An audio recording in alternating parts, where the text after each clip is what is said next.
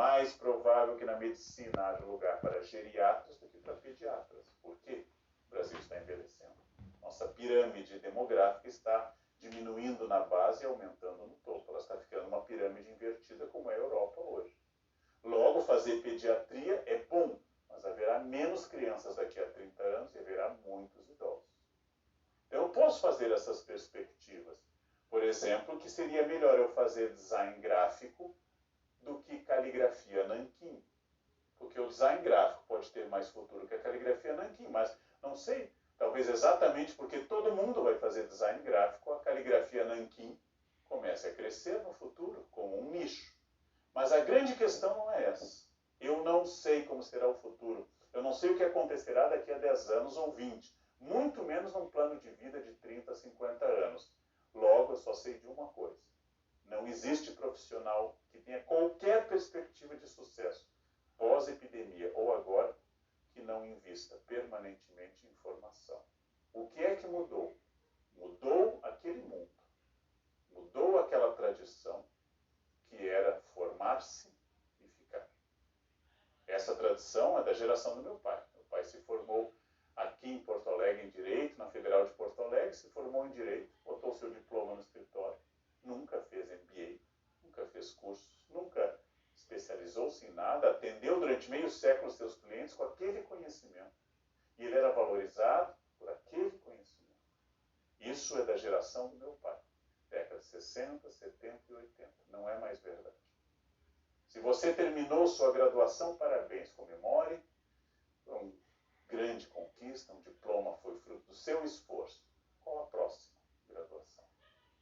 Já terminou 2 graduações? O que você pensa em fazer como pós? Terminou uma graduação e uma pós, como está seu inglês? Ah, já domina inglês? Então, vai ser francês, alemão, mandarim, espanhol, que você vai fazer. Ah, eu já falo 3 línguas, tenho 2 graduações e uma pós. Perfeito. Então, como está sua análise e seu comportamento com informática? Domina planilhas Excel? Você quer fazer? Mas eu tenho pensado em fazer o quê? Bem, veja. Educação é a chave. Como você vai fazer isso vai variar muito. O mercado demanda profissionais de formação boa, mas que combinem áreas. Há muitos médicos no mercado, concentrados nas grandes cidades, mas há muitos médicos e fazem falta em outros lugares. Há muitos administradores, mas há poucos médicos formados em administração. E os hospitais precisam desesperadamente de gente com conteúdo de administração e conhecimento de medicina. Há muitas pessoas que têm uma capacidade de fazer algo e precisam encontrar um outro campo.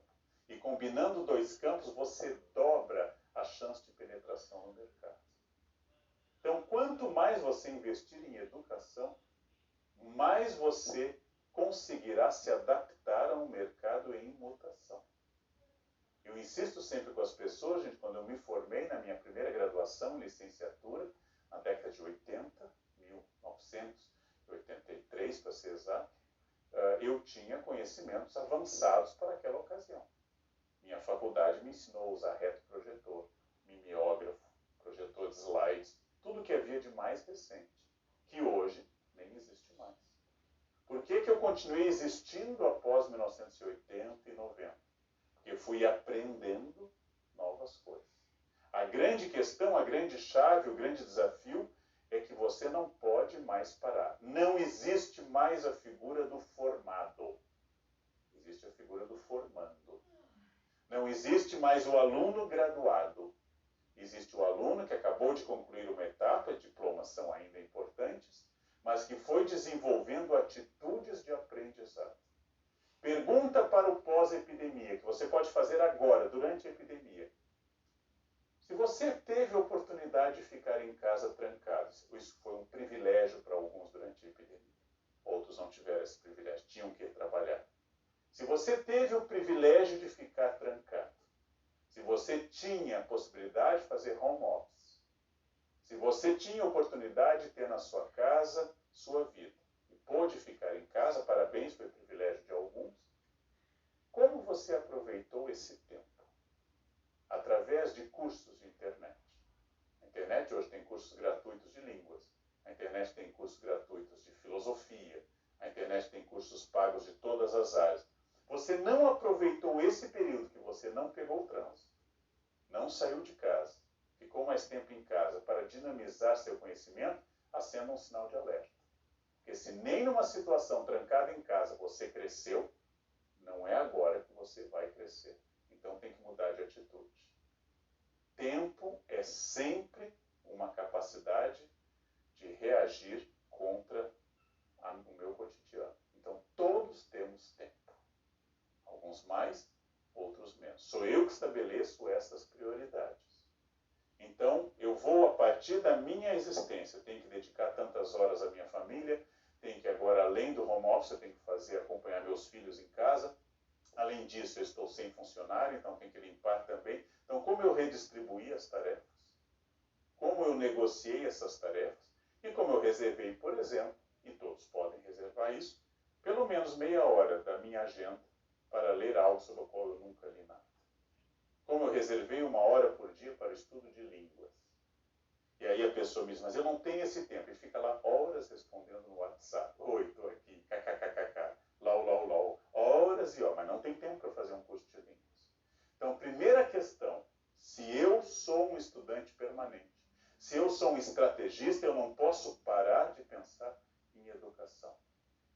Hoje nós temos, e aqui assistindo pela PUC de Porto Alegre, vocês estão testemunhando isso, hoje nós temos excelentes conteúdos propagados através da internet para todas as áreas, de todo o mundo. Não há mais aquela justificativa. Não se trata mais de buscar um curso do outro lado da cidade. Eu posso ter acesso no meu celular parado a esse respeito. Há alguns anos, quando eu dirigia muito para Campinas, dando aula na Unicamp, saindo de São Paulo para Campinas, mais de 100 quilômetros, e enfrentando uma estrada muito boa, que eu conhecia muito bem, eu decidi que eu ia aproveitar esse tempo com, na época, CDs de audiolivros. Eu colocava livros para ouvir na estrada. E ouvindo um livro, eu ia aprendendo enquanto dirigia. A estrada era tranquila, sempre foi muito tranquila, era uma ocasião para aproveitar o tempo. E assim, imaginem, gastando 1h15, 1h20 para ir, 1h15, 1h20 para voltar. Pensem ao longo dos 25 anos que eu fiz esse trajeto, o que eu aprendi na estrada quando foi possível. Tempo você sempre pode aproveitar.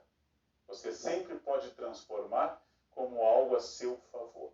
Tempo é uma questão também de prioridade. Mas o que eu estou sugerindo aqui como atitude estratégica para o pós-epidemia, já devia estar ocorrendo agora, chama-se educação permanente. Não existe mais a pessoa que parou. Parou, o mundo continua. Está passando uma onda de inovação. Eu posso ficar para trás, muitos ficam. Eu posso acompanhá-lo, alguns tentam, e as pessoas excepcionais se antecipam a ela. Ou seja, aquelas que esperam passar ficarão datadas. As que acompanham estarão atualizadas. E as que vão à frente, essas serão extraordinárias, indispensáveis. É muito complicado isso, mas é uma atitude. Todos os dias, todos os dias. É preciso todos os dias avaliar qual é a minha estratégia de formação. O que eu vou estudar mais? Qual o campo que eu vou dominar? Que línguas eu preciso aprender? E sempre objetivamente, eu sou nativo da língua portuguesa. Logo, eu não vou aprender português. Mas posso ter dúvida no uso de crase. Como eu resolvo? Fazendo um programa com uma gramática, com audioaulas, etc. Eu vou resolver a crase num sábado à tarde e nunca mais eu vou ter problema com crase, eu vou ser humilhado em e-mails e em posts. Eu resolvi para sempre. É assim. É assim. Acabo de sanar uma deficiência. Tenho dificuldade com o inglês. Quanto tempo eu preciso para resolver essa dificuldade?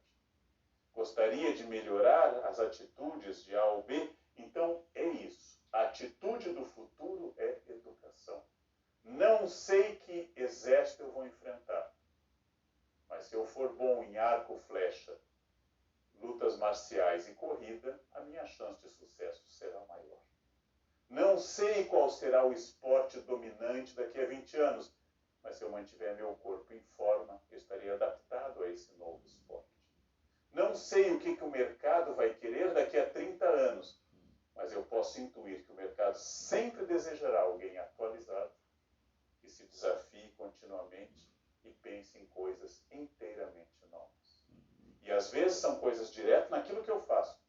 Eu sou um administrador, se eu sou uma secretária, se eu sou um diretor, se eu sou um assistente, naquilo que eu faço. E às vezes é pensar completamente fora.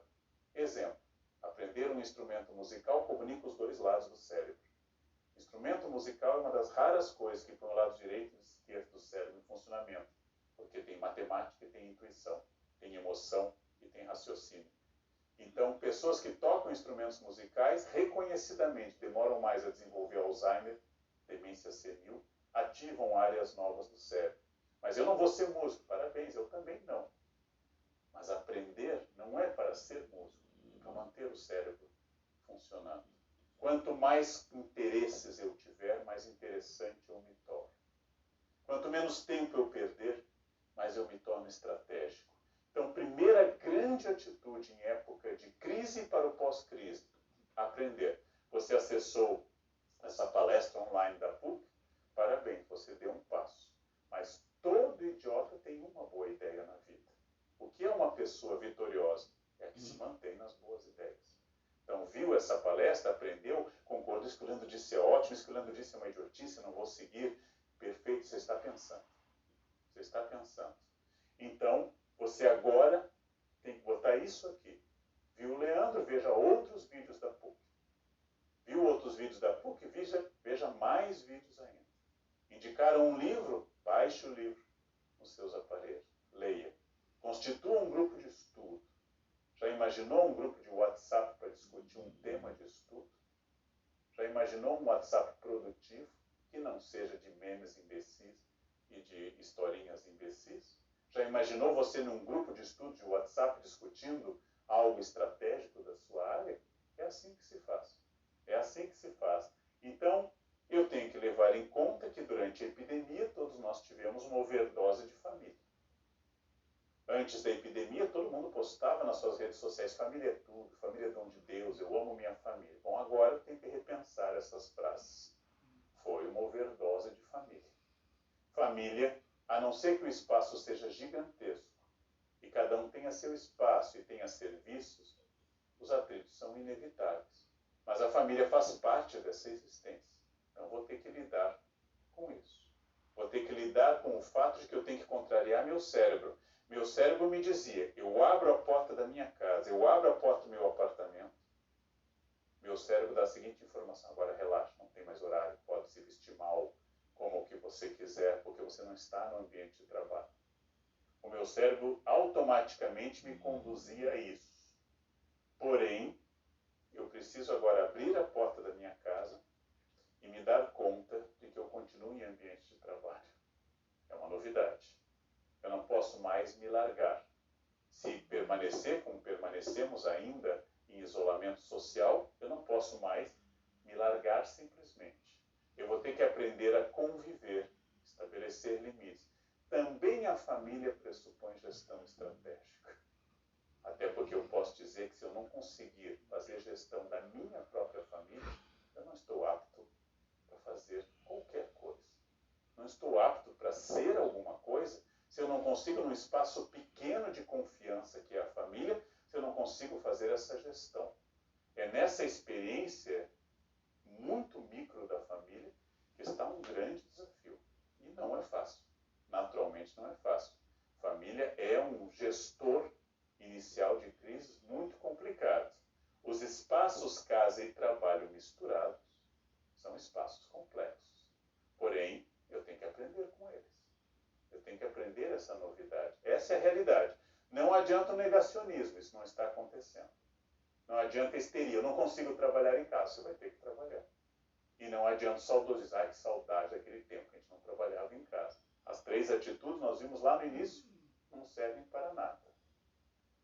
Se eu levar em conta que o futuro demanda, estamos falando de futuro, pessoas que achem boas soluções, se eu levar em conta que o futuro demanda pessoas que sejam adaptadas e resilientes, eu devo supor que aqui está um excelente aprendizado para isso, ou seja, que aqui eu estou fazendo algo que vai, de fato, desenvolver uma habilidade nova. Vou dar um exemplo de alunos que as escolas me consultaram. Professor, nós vamos ter quebra de ritmos e de conteúdo esse ano? Vamos. Os alunos talvez não vão dominar tão bem alguns conteúdos que a gente chama de cognitivos, ou seja, de aprendizado direto. Isso é uma consequência da crise. Porém, é possível que ao terem que resolver problemas autônomos em casa, ao terem que gerenciar uma progressão escolar por si, através de redes, esses alunos tenham tido um avanço maior do que tiveram nos anos anteriores.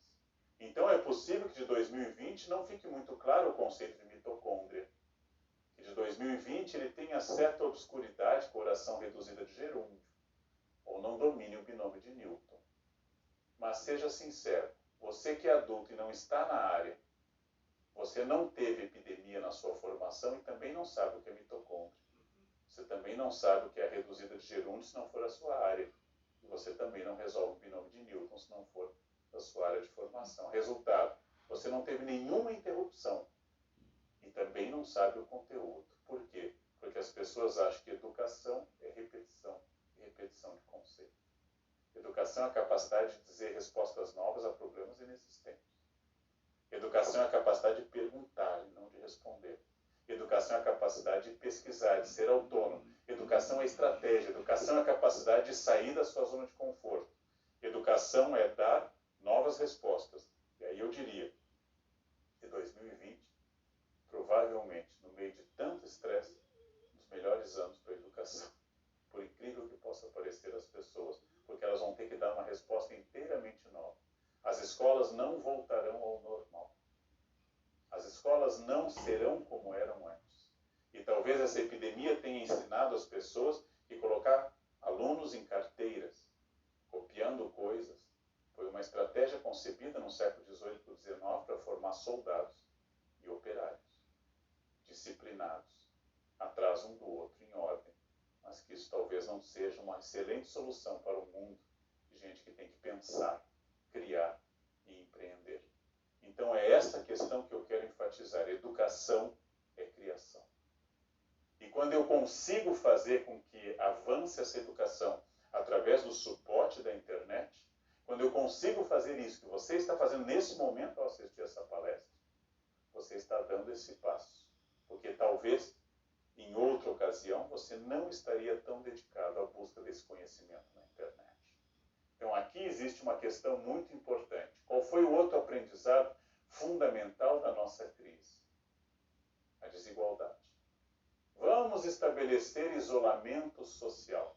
Excelente para quem tem carro e quem precisa pegar transporte público. Vamos evitar o contato com as pessoas. Excelente se a casa é muito grande e quem tem uma casa muito apertada. Vamos lavar as mãos com frequência. Ótimo conselho, desde que eu tenha água encanada. E saneamento básico é um desastre nesse país. A epidemia trouxe à tona a nossa desigualdade. No plano social, nós brasileiros somos obrigados a dar uma resposta que está muito além de responder esquerda ou direita, mas de responder estrategicamente como é que nós vamos sobreviver em sociedade com esse grau de desigualdade. Por quê? Eu posso ser a pessoa mais egoísta do mundo, e há vários assim. Eu vou me trancar no meu apartamento, eu vou me trancar no meu condomínio, eu tenho recursos, eu vou ficar aqui até a epidemia passar. Má notícia para você, ela não vai passar isoladamente no seu apartamento. Ou seja, enquanto não houver uma resolução social, ela vai se transformar em uma epidemia recorrente. E não adianta eu ficar isolado. Porque não adianta eu me isolar em uma torre, porque o mundo vem até mim. Então, essa é uma grande lição da crise. Porque essa crise deveria nos despertar para uma outra questão fundamental, que é a solidariedade. Seja porque eu sou religioso, seja porque eu tenho conceito de cidadania, mas seja, acima de tudo, porque eu quero estrategicamente sobreviver e sem solidariedade, do jeito que as coisas estão, não haverá essa sobrevivência social. Então, a solidariedade é um grande aprendizado. Pode ser por motivo da minha fé, pode ser por motivo da minha convicção política, mas deveria ser por estratégia. Para que a gente sobreviva, mesmo em um modelo capitalista, é preciso que, pelo menos, as pessoas tenham um mínimo, ainda que se mantenha a desigualdade, que exista um mínimo a esse respeito. Nós tivemos que repensar também o papel do Estado. Exemplo. Até antes da crise, havia um debate enorme sobre o papel do SUS no Brasil. E o SUS era muito atacado, etc. Nós só sobrevivemos até agora, porque existe um sistema chamado SUS, ordenado pela Constituição de 1988, que tornou a saúde responsabilidade do Estado. E graças a isso, nós entendemos que aqueles discursos mais radicais de ausência do Estado são simpáticos para a Dinamarca ou para a Finlândia, mas que para um país como o Brasil, com a nossa dimensão territorial, com a complexidade da nossa população e com as nossas desigualdades, a ausência total do Estado significa condenar pessoas a não ter nenhuma saúde, nenhuma educação e assim por diante. Então nós tivemos que repensar. Um Estado que naturalmente deveria ser o mais eficaz possível, o mais transparente possível, o mais cidadão possível, mas foi graças a coisas como o SUS que nós não afundamos de vez. Inclusive países mais ricos que o Brasil, como os Estados Unidos, não tendo um sistema de saúde pública e universal, sofre às vezes mais do que o Brasil a esse respeito. Então não se trata apenas de verba. Os americanos têm mais dinheiro do que nós. Trata-se de consciência de que existe um papel para o Estado. Esse papel deve ser racional, deve custar o mínimo possível, deve ser o mais justo possível, mas há um papel para o Estado. A crise não apenas revelou que eu, Leandro, preciso ser estratégico com a minha vida. Ela não apenas revelou que eu, indivíduo, preciso agir, mas ela também revelou que o Estado precisa ser estratégico e pensar estrategicamente. Se há poucos recursos, onde investimos? E dessa maneira a crise trouxe à tona um debate muito mais antigo do que isso. E eu queria voltar, depois de falar desse papel político fundamental, eu queria voltar a esse aprendizado em relação ao tempo. Tempo é a commodity mais importante do universo. Tempo é a única coisa que não pode ser reposta. Tempo não pode ser recuperado. Eu posso recuperar investimentos. Eu posso fazer reposição, até hormonal. Mas tempo eu não posso repor. Perdeu tempo, perdeu para sempre. Nunca mais recupera. Então, se eu tenho tempo em todos os campos, eu vim falando de um plano social e político, eu vou falar de um plano de estratégia de tempo. A principal consciência, a mais importante consciência, a mais dominante consciência que eu tenho que ter é que o tempo é algo que passa continuamente e que eu tenho que aproveitá-lo. Aproveitar o tempo, eu tenho insistido, quando eu olho para a frase latina atribuída a Horácio, carpe diem, não é aproveitar vivendo intensamente. Aproveitar o tempo não é fazer muitas coisas. Aproveitar o tempo não é me tornar hiper mega produtivo. Aproveitar o tempo não é ser workaholic, um trabalhador compulsivo. Aproveitar o tempo, em primeiro lugar, é entender que o tempo é precioso. Logo, o tempo que eu estou dormindo deve ser usado para isso de forma muito boa e eficaz. Quando eu levo para a cama computador e celular, ligo a televisão com notícias ruins do dia e começo a me preocupar, eu estou trazendo trabalho para o espaço-tempo do descanso. Não vou trabalhar bem e não vou descansar bem. Então, o primeiro conselho sobre o uso do tempo é, ao dormir, durma. Quer dizer, uma coisa que parece simplesmente imbecil, mas é fundamental. Ao dormir, durma. Ao ir para a cama, se afaste das preocupações. Não consegue tirar a cabeça. Use uma estratégia. Escreva os problemas que você tem que resolver no dia seguinte. Quando o cérebro coloca no papel, ele transfere para o papel isso. Durma, no dia seguinte você pensa. Eu tenho que agora estar com a família. Esse é o almoço aqui do meio-dia a meio-dia e 45. É o momento que eu tenho para almoçar com a minha família. Então não é o momento de conferir mensagens. Não é o momento de ver outras coisas. Esse é o momento de estar com a família.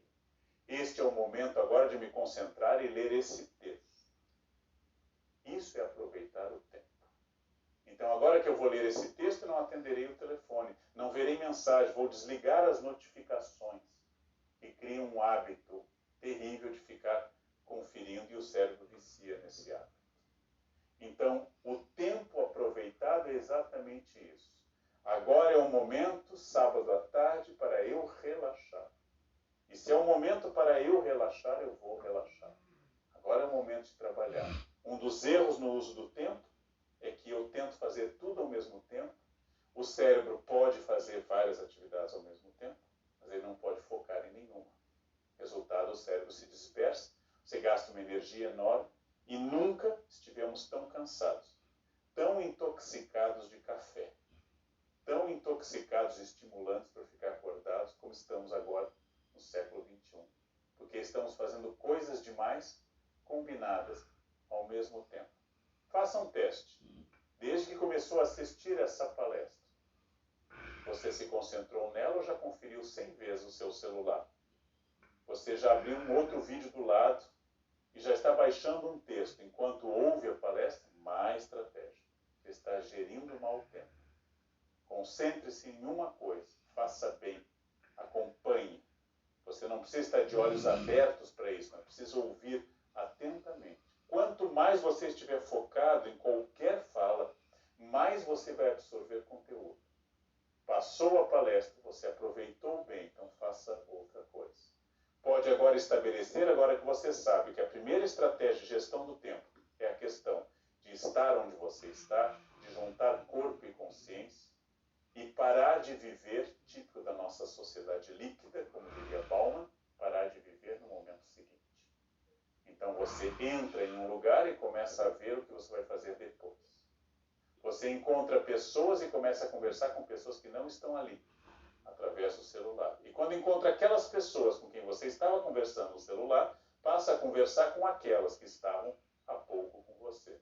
Você está sempre com o corpo e a mente separados. Então experimente fazer isso. Experimente fazer uma gestão estratégica do seu tempo. Por quê? Não é para você se tornar obsessivo. Não é para você passar a ter um planejamento minucioso. Não é transformar sua vida em uma planilha Excel. Mas é para você se libertar. Só consegue ser livre quem for disciplinado. Só consegue ter tempo quem administra o tempo. E as pessoas que têm tempo, elas conseguem planejar com antecedência, viver mais tranquilamente, abrir mão dessa ansiedade e fazem então o relógio servir a elas, não elas servindo ao relógio. Vocês vão ver que há pessoas que parecem aquele coelho apressado da obra da Alice. Está sempre com o relógio, é tarde, é tarde, é tarde. Não são pessoas ocupadas, são pessoas desorganizadas. São as pessoas que não conseguem administrar o tempo, essa matéria-prima essencial do universo. Essas pessoas precisam aprender a lidar com o tempo. O Brasil educa pouco as pessoas, a nossa cultura é pouco cuidadosa com o tempo. O fato de que nós estamos sempre chegando ao período final da entrega do imposto de renda e as pessoas estão sempre deixando para o último minuto, é aquilo que a gente chamaria em psicologia de um procrastinador crônico. Alguém que dia procrastina alguma coisa. Primeiro, as tarefas que eu gosto menos. Por quê? Porque essas resolvidas com mais energia e mais foco. Depois, as que eu gosto mais. Primeiro, as tarefas mais estratégicas. Depois, as tarefas menos estratégicas. Primeiro, as coisas que têm prazo. Depois, as coisas que não têm prazo. E quando eu vou fazendo essa pirâmide de distribuição de prioridades, eu vou aprendendo lentamente que o tempo é um processo educativo. Você vai ver que no seu trabalho e na sua família, quem é atrasado sempre. Quando chove é porque chove. Quando tem trânsito é porque tem trânsito. Quando tem epidemia é porque tem epidemia. Quando não tem epidemia é porque está todo mundo na rua. A pessoa que se atrasa sempre. Porque não é o mundo que atrasa, é ela que se atrasa. Quem está sempre atrasado sofre de um problema que vai atribuir aos outros o que seria a sua decisão. Há motivos para atrasar? Claro. Na minha vida profissional, já peguei aviões que não subiram, já cheguei em cima da hora aos lugares. Nós não controlamos as coisas, mas eu estou falando da exceção. Eu não me refiro àquilo que escapa ao controle, me refiro à constância, ao método. Tempo é uma opção de vida. E como nós não temos todo o tempo do mundo, eu tenho que pensar que perdê-lo é perder uma coisa muito importante. Então, muito fundamental, aprender a usar seu tempo. Aprender a planejar para poder aproveitar. Aprender a fazer as coisas com antecedência. E lembrando que na epidemia nós tivemos que conviver e vamos continuar convivendo com aquilo que você está fazendo nesse instante ao acessar essa fala. Nós temos relações intermediadas pela internet, pelo computador e assim por diante. É claro, quem é mais velho como eu vai dizer, mas eu prefiro ouvir. Isso passou. Isso passou. O que você prefere é irrelevante. Esse período passou. Nós teremos visitas pela internet. As teleconsultas foram debatidas por anos pela comunidade médica. Como fazer uma consulta através do computador ou celular? Muitos médicos se rebelaram. Eis que, em semanas de epidemia, todas as consultas passaram a ser através do computador. Ensino à distância, e o Val Harari disse que na sua universidade, Universidade Hebraica de Jerusalém, houve um debate de anos sobre isso. Eis que chegou a epidemia e todo mundo ficou à distância na Universidade Hebraica de Jerusalém. Por quê? A realidade foi mais rápida que o debate. Então, hoje nós temos a possibilidade de fazer isso. Ainda estamos desacostumados. Eu fiz pela primeira vez durante a epidemia, nunca tinha feito, não sei se continuaria a fazer, fiz almoços através de recursos de computador. Ou seja, vendo que havia pessoas isoladas, especialmente grupos de risco, e querendo uma interação maior com elas, não apenas perguntar, e aí, está vivo ainda? Ou já morreu essa semana? Eu passei a colocar computadores à mesa e comer na mesma hora, uma refeição.